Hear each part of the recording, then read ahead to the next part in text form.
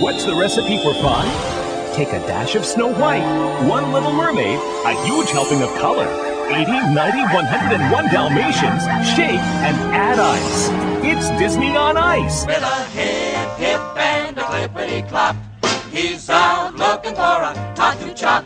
So don't stop to figure out a plan. You can't reason with a headless man. It is 2:06 p.m. on Tuesday, February 19th, 2019, and as soon as I finish recording this intro, I will be on my way to my friend Dave's house in beautiful La Mirada, California, to catch a whatever time it is when we press play screening of the further adventures of Walt's frozen head.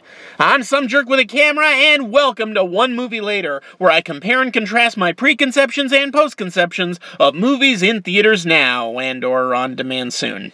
That's right, ladies and gentlemen, it's time for another edition of Escape from Tomorrow done right, or at least less wrong.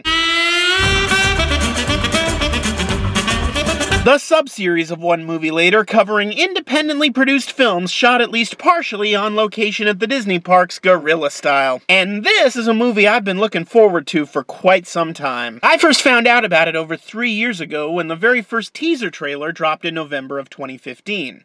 That's how long this movie has been in production. By a crazy coincidence, that trailer dropped the day before I released part 1 of my Escape from Tomorrow review. So as you can imagine, while I was in the throes of sifting through footage from a terrible movie shot at the parks, a trailer like this was a revelation. Even in teaser trailer form, it was already better than Escape from Tomorrow in one important regard. Lo and behold, it had an actual honest-to-God premise. That premise was, what if that infamous urban legend about Walt Disney being cryogenically frozen was true? For the record, it's not true. At all. Is Great Uncle Walt frozen underneath the Pirates of the Caribbean ride? He is not. We don't have him in an ice cube tray in the freezer, and no, not frozen. Was at the funeral, remember it well. No. Literally, the man's own death certificate says he was cremated. But it's not like those delightful conspiracy theorists have ever let a little thing like official government documents get in the way of a good lie. But that's not to say an urban legend can't be the basis of a decent movie. I mean, look how many movies they've made about Bigfoot. Hell, even that emu leg bullshit in Escape from Tomorrow could have been interesting if they'd actually done something with it and not just dropped it randomly into the movie as though it was fact. The film imagines what might happen if Walt Disney's frozen head was thawed out once a year to oversee the direction of his company and guard his creative legacy. It soon turns into a buddy comedy wherein a hapless Disney World cast member named Peter finds out this secret and helps Walt's head visit Walt Disney World for the very first time. This project was initially crowdfunded on Kickstarter in 2015. And when they dropped that initial teaser to generate interest with an optimistic 2017 release date, not that I'd know anything about missing deadlines, they didn't even know who'd be playing Walt's head yet. But then, when they launched a follow-up Kickstarter in 2016 to cover the cost of post-production, they announced that Walt's head would be played by none other than Ron freaking Schneider. Hey, Billy! From Touchstone Pictures, Rob Schneider is... No! No! God, no! No! No! God, no! No! No! No! No! Ron Schneider, with an N, is nothing less than a living legend in theme park history. He's been an actor, writer, director, and consultant for Disney, Universal, and Six Flags, and he's had a hand in everything from the Golden Horseshoe Revue to Monsters, Inc. Laugh Floor. But of course, hardcore fans of old-school Epcot know Mr. Schneider best for one role in particular. Hello there, I'm the Dream Finder, and my little purple friend here is a figment of my imagination. Figment for short. Now, to clarify, the voice of Dream Finder in the original 1983 Journey into Imagination ride was provided by the late, great Chuck McCann. But it was Schneider who originated and, I dare say, perfected the role as a strolling character, which was especially invaluable in the early pre-Eisner days of Epcot before management let the more famous characters invade the place. Basically, if you saw Dream Dreamfinder on TV in the 80s, you saw Ron. And if you had a meet and greet with Dreamfinder in the 80s, chances are fairly good you met Ron. So getting, arguably, the saving grace of the original heavily compromised incarnation of Walt's last dream to play Walt himself is pretty inspired casting. Better idea than Tom Hanks, I'll tell you that. The film had its world premiere at the Santa Cruz Film Festival last October, and since then has played at several other film festivals with even more to come. And now, after years of patiently waiting, and of course following the official Walt's Frozen Head Twitter account, which is hilarious and brilliant and you should absolutely all go follow it, The Further Adventures of Walt's Frozen Head finally premieres on YouTube on Thursday, March 14th at 8:30 p.m. Eastern, 5:30 Pacific. And I've got a very special guest joining me to talk all about it right after this title card. If cryogenics were all free, then you could live like Walt Disney and live for all eternity inside a block of ice. Okay, so introduce yourselves in this room. I'm Dave Doggins Gansel. You've seen me do things like this before. You've seen me film in Florida, so I know what it's like, but not like this. Yes, indeed. I'm Haley Callahan, aka Trickster Bell, and I've been here before. I also know about art products intersected with Disney. Yes. Almost the theory of art products. Yes. You could say if you will. You could say. You could, and yet we won't. And Charlie. And I am Charlie Spazmaster Callahan, and I also have experience shooting at Disney World and Land and Universal. All four of us have experience with exactly that, and we just saw the film, I keep almost calling it the Frozen Adventures because it's too... Walt's Further Head? Walt's Further Head, yes. The Further Adventures of Walt's Frozen Head. Large chunks of it were shot on location at the Magic Kingdom at Walt Disney World in Florida, and we have a very, very special guest with us live via Skype, the writer-director of The Further Adventures of Walt's Frozen Head. Ladies and gentlemen, Ben Lancaster.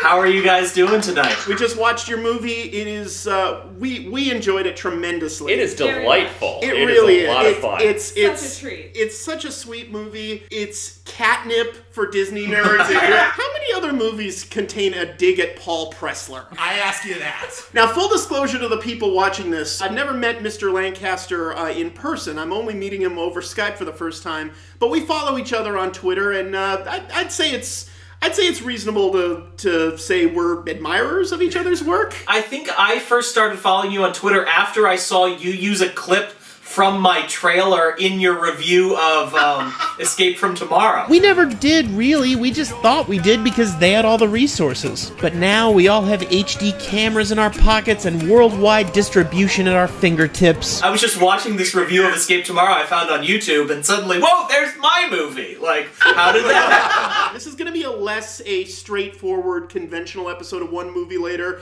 than it's just going to be blatant promotion for our friend Ben's movie. I guess start with the basic question, Ben, which is, how did you initially get the idea for this movie? The title came first. I'm a big believer that you have to pay off the initial premise that you promise your audience. So if you're making Attack of the Killer Crab People, there better be killer crab people and they better attack at some point in the movie. I was throwing around titles for movies that were just absurdly ridiculous with a bunch of filmmaker friends of mine, and The Further Adventures of Walt's Frozen Head came out of my mouth, and suddenly that was the movie I knew I was going to make next. Like, it was really that simple. It started as just a joke, and then I realized there's something in this that's more than just the, the initial throwaway line. And so we move forward with actually turning it into a real film. We mentioned it earlier, but the first movie that was able to actually pull off something similar to this was, of course, Escape from Tomorrow. How much did both the existence of that movie and the actual content of that movie influence your film, both in terms of what to do and maybe what not to do? The existence of the movie was key in showing other people that this could actually be done. It was used as both a reference internally and externally. Whenever someone said, well, there's no way you can shoot a feature film, and well, someone did. As far as the actual content of that film itself, we kind of shied away from redoing anything that they did, and then we also saw what worked and what didn't. But by that point, the script was really already pretty much finalized. I knew where our story beats were falling. It might have influenced a little bit about our shooting locations and where some scenes took place, but the content of the movie was already really in place by the time I sat down to watch that movie. This is not only a better Disney World movie than Escape from Tomorrow, this is a better broken family movie than Escape from Tomorrow is. Like, this is a better movie about parents struggling about how to raise their kids. The cinematography in this movie is just gorgeous, especially the in-park cinematography. Just the fact that you shot in color reminded us of how beautiful these parks can look, especially to contrast from Escape from Tomorrow, which is a very dreary experience because they're trying to paint an ugly version of the parks, like deliberately so. I found a lot to criticize about Escape from Tomorrow, obviously. But one thing I didn't criticize about it was the fact that Randy Moore shot in black and white. Shooting in black and white makes lighting easier, so I'll cut him some slack for that. But now watching your movie, I realize, no, he was just lazy. What you do have to realize is the cameras that we shot on were invented in between Escape from Tomorrow and our production. That's fair enough. Our film could not have been pulled off 10 years earlier at all, could not have been pulled off nearly looking as good as it did 5 years earlier. You know, the technological advances just came at exactly the right time for us to make the movie as well as we did. I'll recut Randy Moore, that tiny molecule. What kind of cameras did you use? The stuff in the park was shot on Blackmagic Pocket Cinema cameras. Those were the 2K kind, and then the stuff outside the park was shot on the full cinema cameras, which at that time were once again the 2K kind. The 4K kind had not come out when we did our principal photography. One of the main challenges, especially shooting guerrilla style, is trying to get like these wonderful establishing shots of attractions and just areas around the park.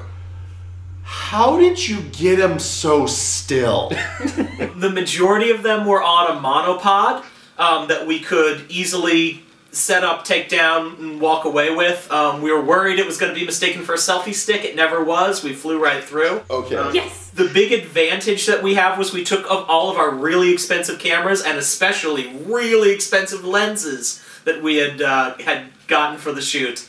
And we took them out of their very nice bags and we put them into the cheapest camera bags we could get at Walmart. Nice. Unless you knew that lens, you look like just another amateur who has too many lenses in their bag. Then it was a lot of sitting and waiting for the perfect shot. You seem to do a really good job of matching the visual style both on location and in the parks and off location, which is something Escape from Tomorrow never quite got right. You could always really tell in that movie when they were going back and shooting something later or somewhere else, but you really maintained a consistent visual style no matter where you were shooting, which was really impressive to us, and I was just sort of wondering what sort of planning went into that to making sure that it all looked like a coherent movie from start to finish. From the very early beginning, I knew that I wanted this movie to feel like the 1960s comedies that the Disney company made.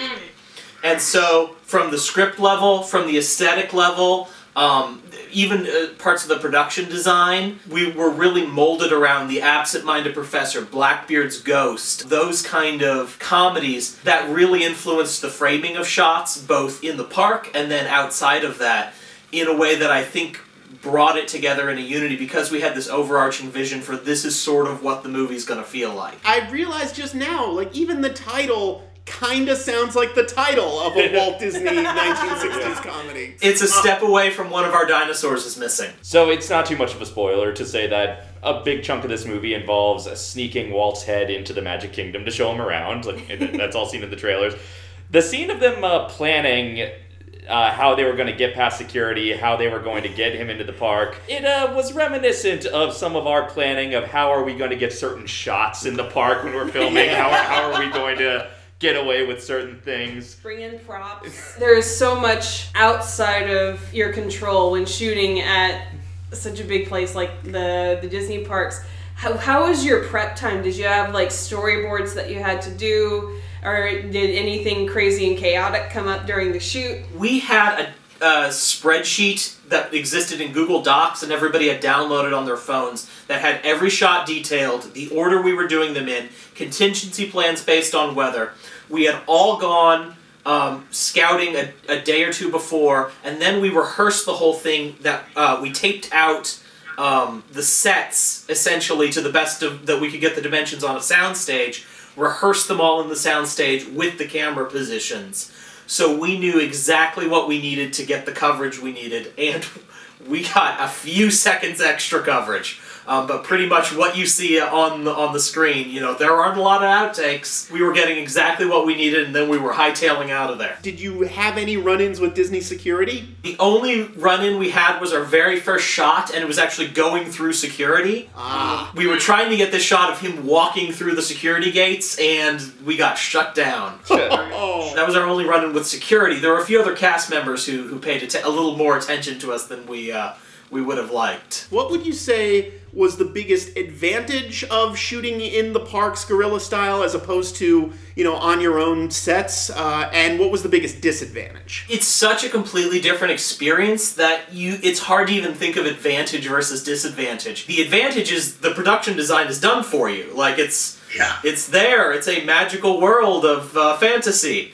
The disadvantage is obviously you can't control anything, and you've got to have lookouts, making sure cast members aren't paying attention to you. Filming in the park is not the pleasant experience that even an indie film tries to provide their talent.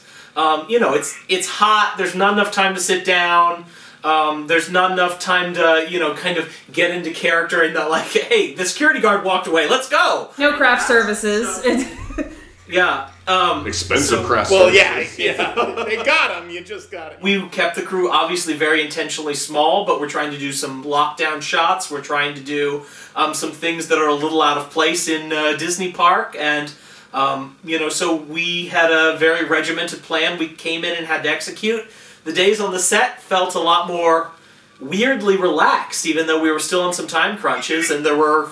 Yeah, you know, our biggest shoot was 50 people. Was that the party scene? No, the biggest shoot was the executives walking through that giant hallway. Okay. That was actually shot in a chilled water plant.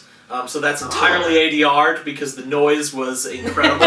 But we got a location that I'm not sure we would have been able to achieve the look of otherwise. You got the great Ron Schneider, the original strolling dreamfinder, to play Walt's frozen head. How did you get him on board? I met him at an event, a screening of a documentary called The Dark Side of Disney in Orlando. He was there signing his book. I had the Figment hat when I was a kid. That was my favorite attraction. Meeting the Dreamfinder, I was geeking out. Well, of course, we have a massive Figment fan sitting right behind me at the moment. So, you two just want to geek out about Figment for a while? I mean, I am wearing the Super Mario World rendition shirt of Epcot right now. I saw this on Twitter like last week, and I was like, I need this. He got it that day. I just kind of had the seed planted in the back of my head. You know what would be fun casting? I just kind of left it there for a while. We still hadn't found our Walt. We had sent some inquiries out. Nothing had really clicked yet. So we sent him an email, and he responded almost immediately. We sent him the script, and he was on board. He did a video audition for us, and then we just knew absolutely he was the person to play Walt. Did Ron Schneider ever break into the Dreamfinder voice while doing Walt? I'm not going to repeat the words that he said in the Dreamfinder voice on various occasions. We can use our imaginations. He did that for us. He did his old train spiel. He used to do the spiel on the train for the Mickey's Birthday Land, that era. He did a spot on Paul Frees in the Haunted Mansion, just on a whim one time while we were recording. Who needs Corey Burton? He knows Disney history as well as anyone could possibly know Disney history. He's just a trove of information. He might be the best source of Disney history now that Dave Smith has passed on. He might very well be. Man, what a great performance in this movie. Yes. He absolutely makes Walt his own. You know, it's not exactly what we've seen in footage from the 60s. It's nor is it Tom Hanks. It's very much its own creation, unique to this movie, and he's the heart and soul of this movie as far as I'm concerned. Seeing him in makeup for the first time really was incredible, because until then he'd still had the beard, he didn't quite have his hair done right. Seeing him do the bit for the very first time was just incredible. He did this makeup test and then just recorded a few of the lines, and like that blew us all away. We knew we had the character, and then handing that footage over to the visual effects, we still really didn't know if the whole movie was going to work at that point. This is the challenge of like Who Framed Roger Rabbit, except we're on a budget of, you know, their coffee. Assuming that these two pieces of footage are going to merge, even if he gives a good performance, is it going to sync up with what's going on in the script? And with a few very minor exceptions, I think it really works. How much of the movie did you have shot before he was even cast? Oh, it was all edited. Like, all the scenes were completely put together. We knew exactly where to drop in the Walt footage at that point. That's amazing because Walt and Peter have such amazing chemistry in this film that like, even though I objectively know that Walt is being put there with visual effects, it's hard to believe they're not actually in the room together. Did you do any reshoots at all after he was on board? We did some additional B-roll afterwards from stuff we needed to piece together the montage. But as far as our actors were concerned, it was all done at that point. How did you assemble the rest of the cast? We threw out a open casting call in the Orlando area for a film that at that time we called The Florida Project. Oh no. How ironic. Ours was not called The Florida Project, and the much more successful Florida Project was being shot 6 months later. I am positive that there is some actor who skipped our audition who then found out about the movie, The Florida Project, and is kicking themselves they didn't get the opportunity, and instead they would have wound up sneaking into the Magic Kingdom with us. Well, the thing is, Willem Dafoe thought he was trying out for your movie. Yeah. Very good job done by the actor who played Peter and the actress who played Molly. They did such a good job, and they have really good chemistry. Peter, his name's Daniel Cooksley. He's a local actor. He's worked for every theme park, does a ton of theater, independent films, set construction for the local theaters. If you need an actor in that age range, you cannot do better than Daniel. We took him aside to explain what the film actually was, because we auditioned with fake sides and not telling people the actual plot and that sort of thing. And we asked, you know, are you on board? Are you okay with us sneaking into the Magic Kingdom and filming this? And F yeah was his response, and he was just the most enthusiastic cast member since that moment, and just a tireless advocate for the film. Helped out in so many ways. He was pushing our stroller that we used as a dolly cart around Magic Kingdom sometimes. Kate was a fantastic actress as well. She did not audition for the role. She was there at the auditions to help us, like, herd people in and out of the room and to be kind of a reader against some of the other characters. And she was knocking it out of the park over any of the Mollies that we were hearing. And we were just hearing dozens and dozens of Mollies. And she brought this just authenticity to the role that we couldn't have found anywhere else. She was your Harrison Ford. So we just sent her an email and said, like, hey, would you like to come to callbacks as an actual auditioner instead of the person who's, you know, fetching water for people?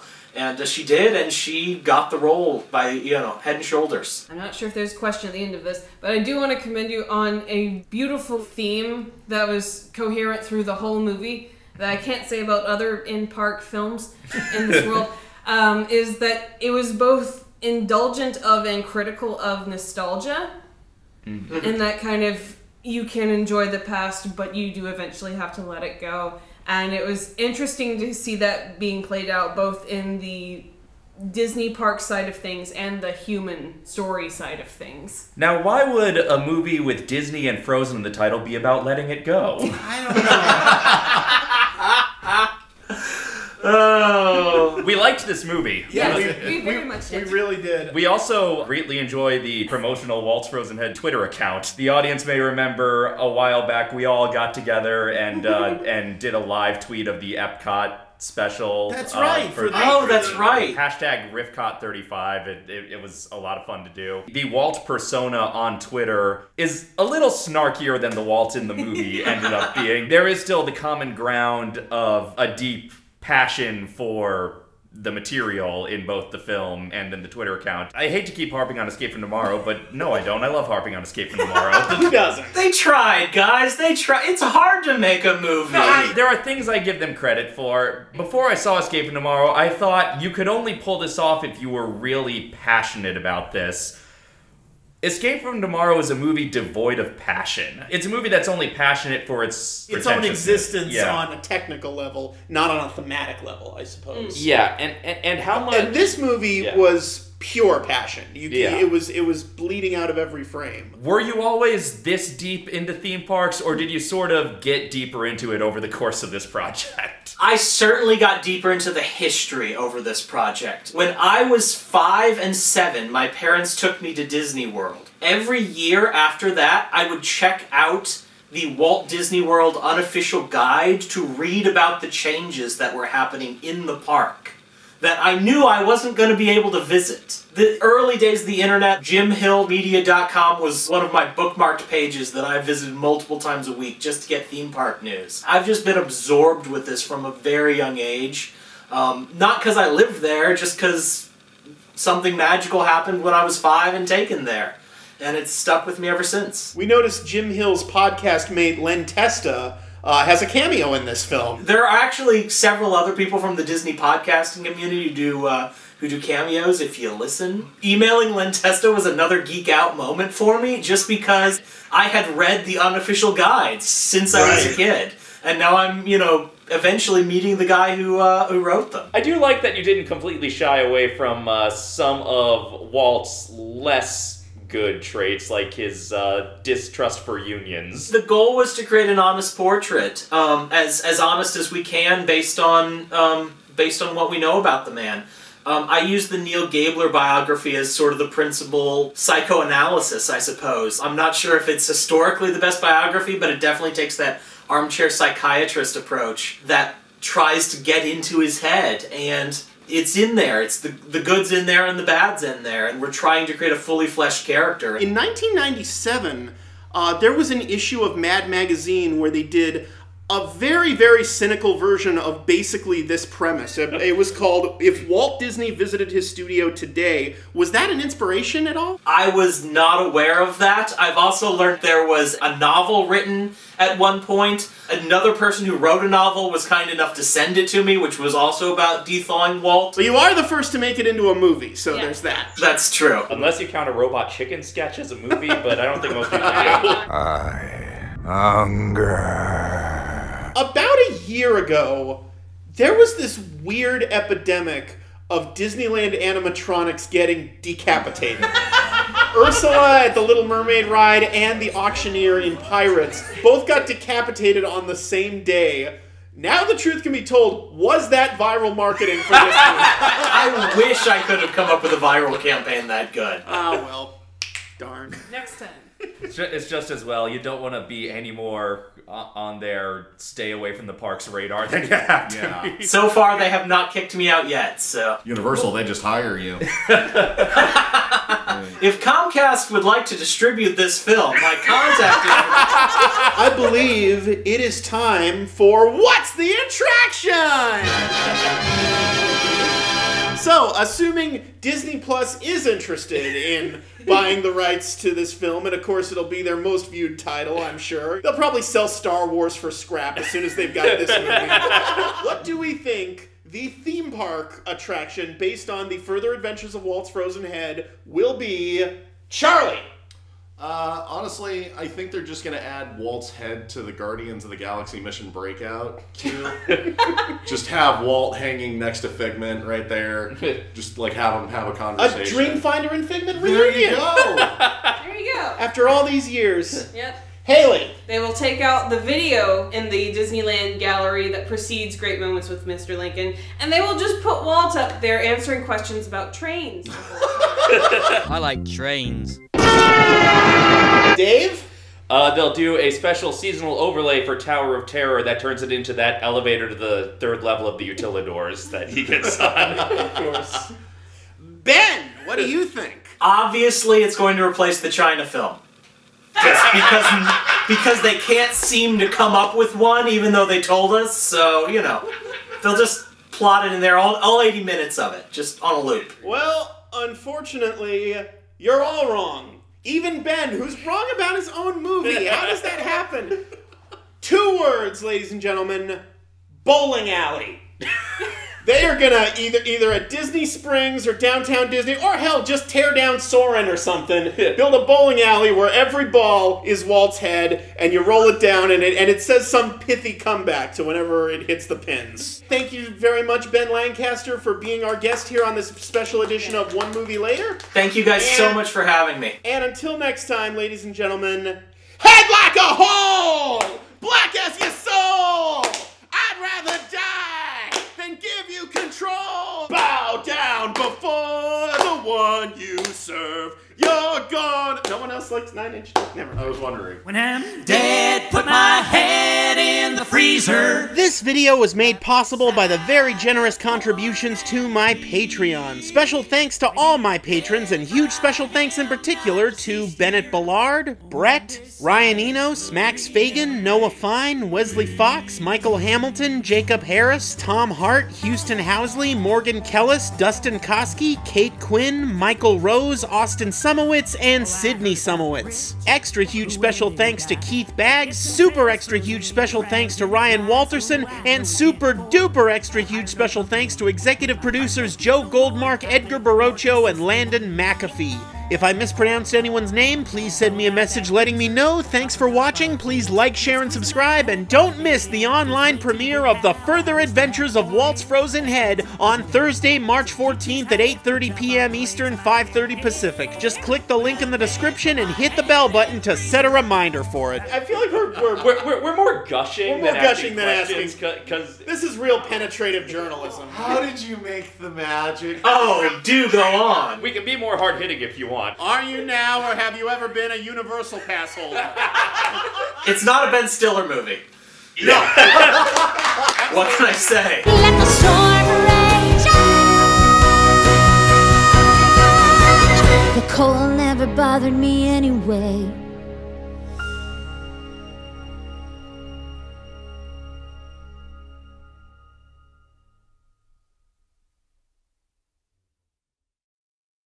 Say goodbye, Figlet.